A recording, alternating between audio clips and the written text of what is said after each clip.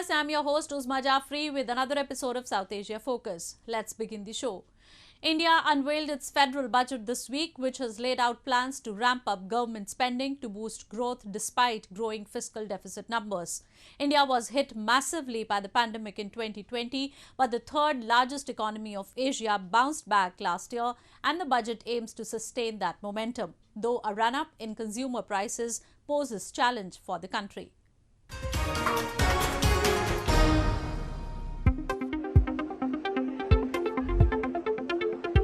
India unveiled a bigger budget of 39.45 trillion rupees, equivalent to $529.7 billion for the coming fiscal year, stepping up investments on highways and affordable housing to put growth on a firmer footing as the economy recovers from the pandemic. Growth in the current fiscal year ending to March 2022 is estimated at 9.2%, coming off the low base and slowing to 8 to 8.5% in the coming fiscal year, which would still be the fastest among the world's major economies.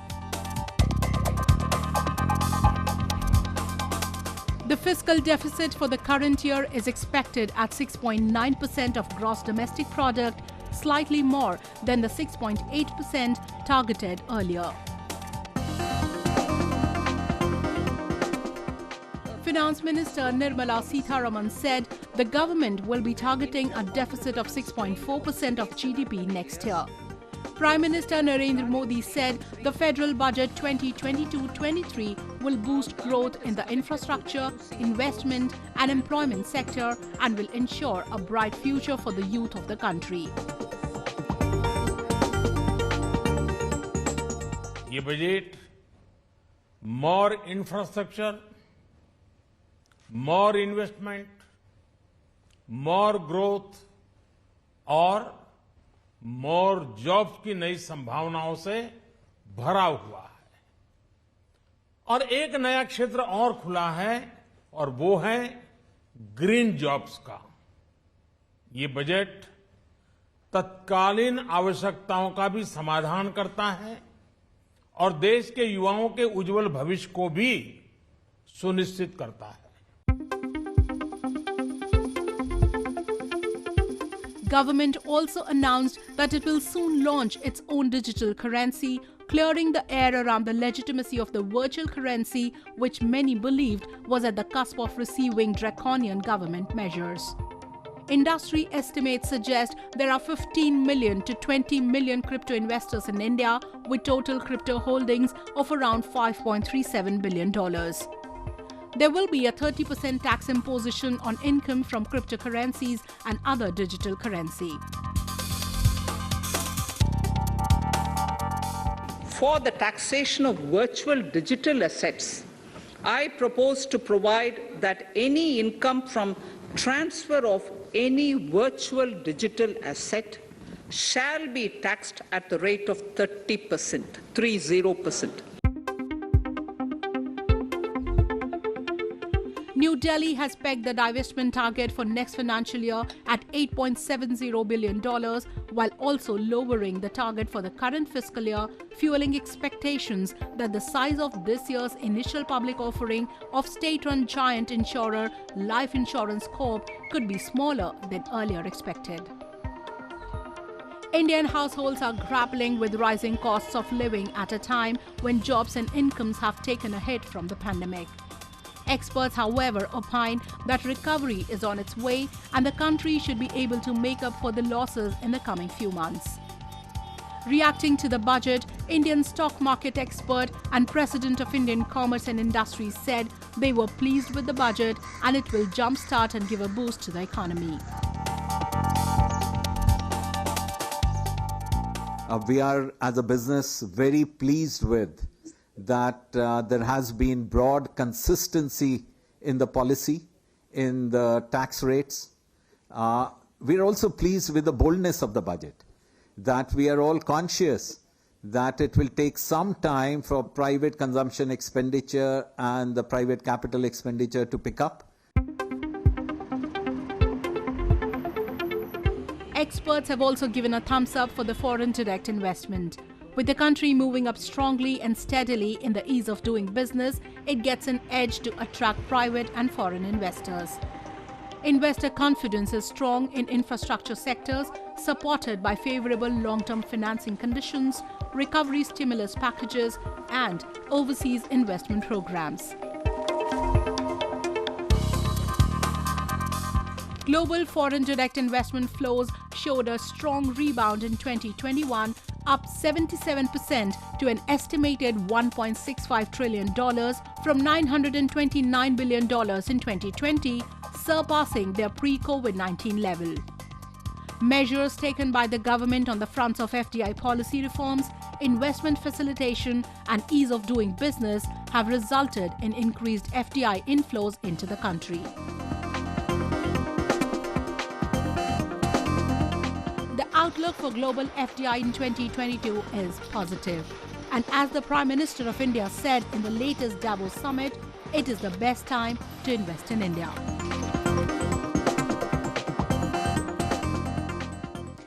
Moving on.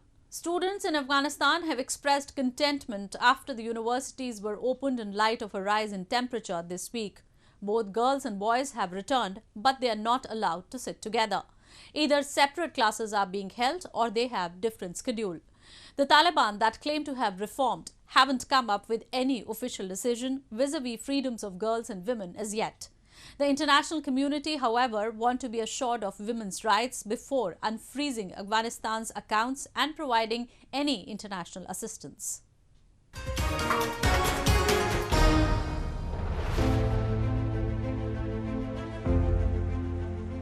Afghanistan's public universities opened this week for the first time since the Taliban took over the country last year, with female students joining their male counterparts heading back to campus. The Taliban administration has not officially announced its plan for female university students, but head of Nangarhar University said male and female students at the institution would attend separate classes, a practice already in place in many provinces.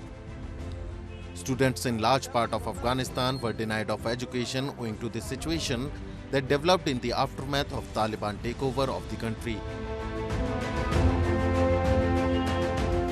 دا چې پوهنتونونه دوباره شروع شول نو موږ ډېر د خوشحالۍ احساس کوو ځکه ډېرې هیلې مو لرلې چې بیا پوهنتونونه شروع شي او خپلو درسونو ته ادامه ورکړو. Students said they had hoped universities would start again and they would be able to continue their studies. The only change that they have witnessed so far is that the class hours have changed. Girls and boys study separately. د څه خاص تفاوت نه و چې راغلو تیر ځل به هم راتللو صنف کې به کېناستلو خپل زده کړې به هم کولې دا ځل هم چې راغلو موږ په همغه شکل باندې صنف کې کېناستلو خو یوازینی تفاوت دا و چې شفټونه سره جدا شوي دي نجونې بېلې زده کړې کوي هلکان بېلې زده کړې کوي. The international community has made education of girls and women a key part of its demands as the Taliban seek more foreign aid and the unfreezing of overseas assets. Under their previous rule from 1996 to 2001, the hardline Islamist Taliban barred women and girls from education. The group says it has changed since resuming power on August 15, but school-aged girls in many provinces have still not been allowed to return to school. An education official said universities had been given different options to keep female students isolated, including separated classes and staggered operating hours.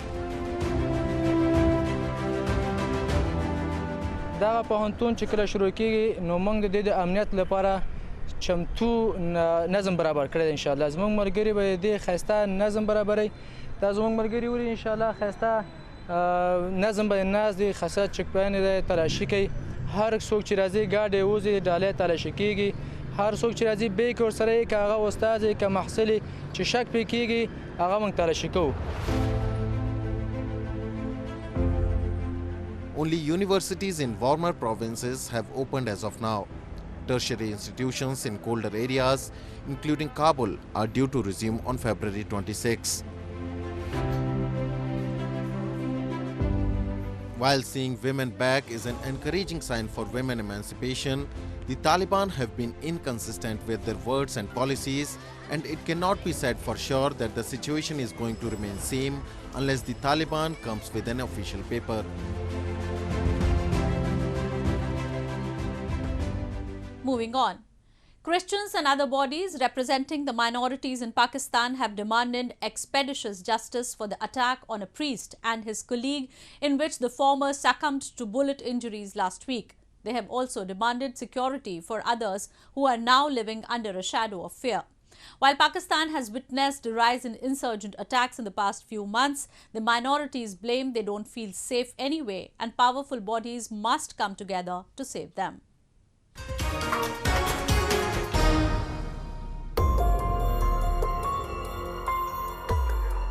Gunmen shot and killed Pastor William Siraj and wounded another Christian cleric as they drove home from Sunday service at a small church located on the outskirts of Peshawar last week.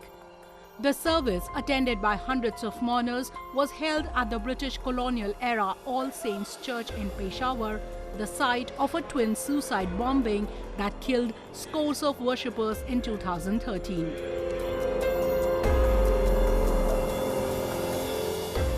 Siraj was targeted just after he had attended Sunday Mass at the Memorial Church, which is nestled in a cramped brick wall lane surrounded by the modest houses of the local Christian community, many of whom shifted there after the 2013 suicide attack. The attack has reignited fears among the community that had not recovered entirely from the 2013 incident. Community इंतहाई unsecure feel करती है। हम पहले भी खुद को unsecure feel करते थे और जब जब ऐसे वाक़यात होते हैं तो उसके बाद से ये अनसिक्योरिटी हमारे यहाँ मज़ीद बढ़ जाती है। Global rights watchdog Human Rights Watch said in a report released recently that religious minorities in Pakistan continue to face violence as authorities fail to provide adequate protection or hold perpetrators to account. Community members have demanded expeditious justice into the issue and have urged the authorities to provide security to all the priests. कल ही मैंने IG साहब से request की कि जी बाकी जो हमारे पादी साहबान हैं उनके लिए भी मेहरबानी से किया जाए और ख़ास कर इतवार के दिन जो पूरे इलाके हैं उनके वहाँ पे ज़रूर गश्त होनी चाहिए और गश्त होगी और वहाँ पे जब जो ही हमारे पादी साहबान बाहर निकलें तो उनके लिए बड़ा ज़रूरी है कि उनकी लुक आफ्टर की जाए. While nobody has claimed the attack, the region has seen a surge in militant attacks in recent days. Most of them have been claimed by Tehreek-e-Taliban Pakistan or TTP. TTP associates itself with the Afghan Taliban, which the government of Pakistan hasn't been able to negotiate successfully with in the last few months. Some observers, however, say that the government doesn't care about the minorities anyway. Minorities की कोई जगह नहीं है पाकिस्तान में. जिसका दिल चाहता है उठ के जो मर्जी कोई झूठे इल्ज़ाम लगा रहा है, कोई ब्लास्फेमी लॉ के अंदर लोगों को अंदर किया जा रहा है. पाकिस्तान में कोई किसी किस्म का ऐसा लॉ नहीं है कि जो मिनॉरिटी को बचा सके. Observers say Christians have historically been mistreated, marginalized, attacked in Pakistan. In 2013, at least 78 people were killed in a suicide attack outside an Anglican church in Peshawar after Sunday Mass. And it is not just Christians, but minorities across Pakistan have blamed Islamabad time and again of being discriminatory. One of the significant issues being faced by minority communities is the abuse of the blasphemy law. People belonging to minority religions are often falsely accused of using derogatory remarks against the Islamic Prophet Muhammad, resulting in fines, lengthy prison sentences, and sometimes the death penalty.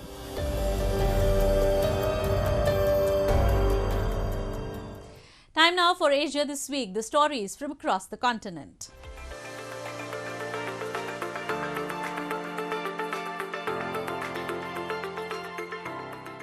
Turkish warplanes hit Kurdish militant targets including training camps, shelters and ammunition storage areas in Iraq and northern Syria, the Turkish Defense Ministry said this week.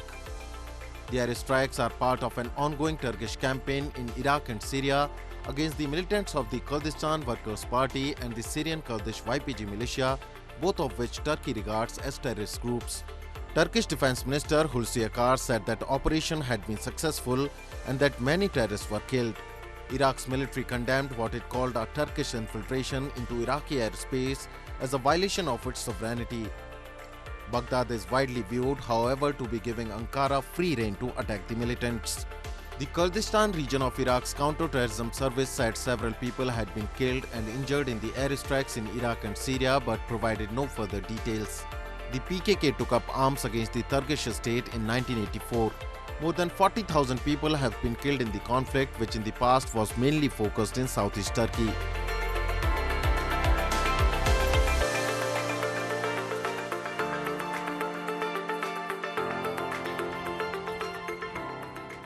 Tourists who flock to the United Arab Emirates in search of winter sun appear undeterred by recent missile attacks on the Gulf state by Yemen's Houthi group that have prompted travel warnings from the United States and Britain. Data suggests that tourism industry centered on Dubai is booming over the peak season, with hoteliers and reservation agents reporting high demand despite the renewal of COVID-19 travel restrictions in many countries late last year. Beaches are thronged and restaurants thriving, with the Expo World Fair bringing more visitors to the Middle East trade, finance and tourism hub. October to March, when many Europeans saw freezing winters for the sunny Arabian Peninsula, is peak season for the tourist industry, which according to ratings agency S&P accounted for 13% of Dubai's gross domestic product in 2020. According to Hopper, a travel search engine that uses historical data to predict and analyze flight prices, searches for the UAE were stable in the first half of January and trended up 22% later in the month. Hospitality data company STR said in December that Dubai's hotel industry was reporting room occupancy of 78.2%.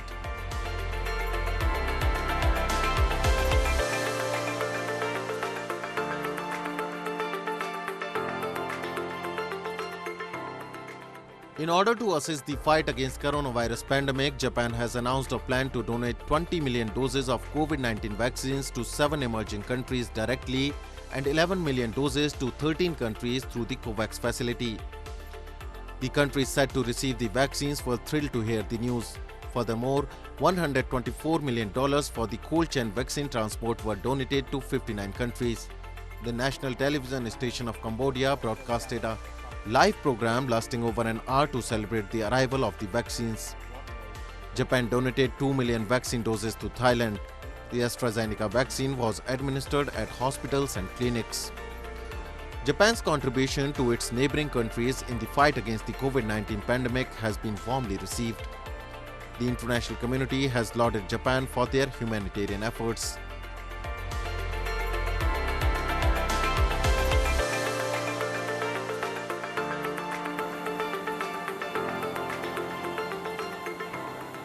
Advanced smokeless incineration technology is being used for treating industrial waste in Hokkaido. JICA is working tirelessly to solve social issues in developing countries. Above all, efforts to tackle environmental problems and decarbonizations are defined as urgent in each country. Shuva Industrialist is going ahead with technology transfer of industrial waste incineration technology. JICA strongly supports its overseas expansion. Almost 360 units were provided to Vietnam. Regular online meetings with local staffs and hospital officials in Vietnam take place regularly to evaluate projects and discuss further cooperation.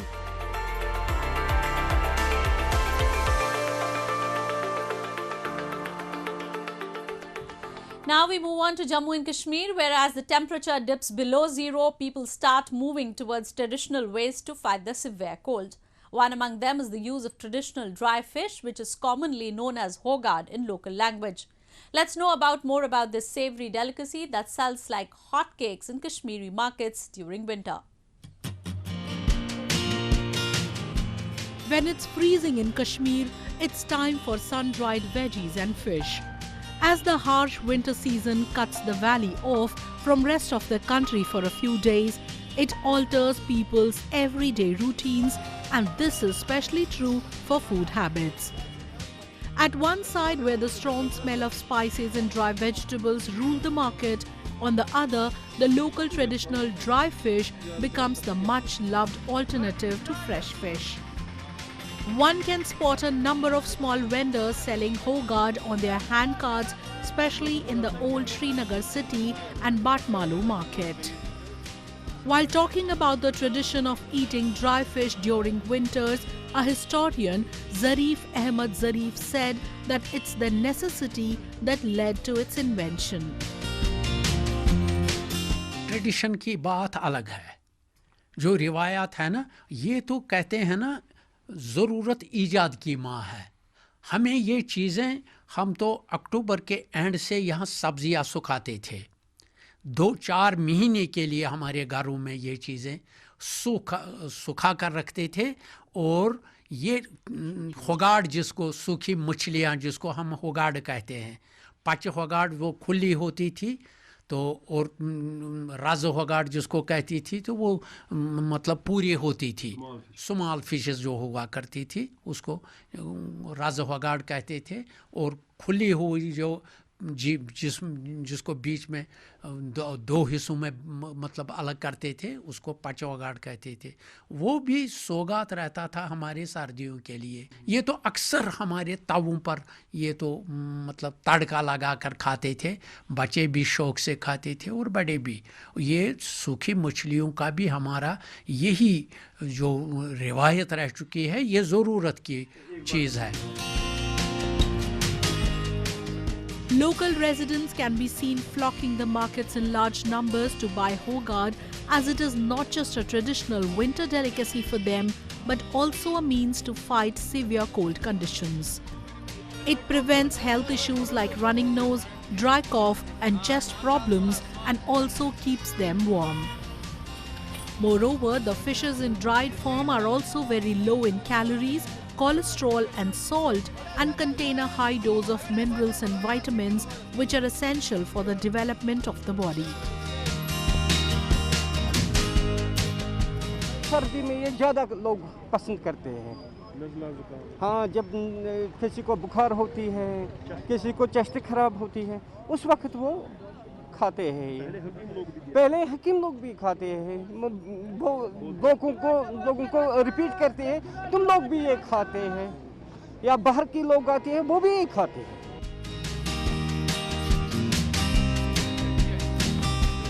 Consumed during the 3-4 months of winter and spring season, hogad has been a part of Kashmir's age-old tradition and is maintaining its relevance till date.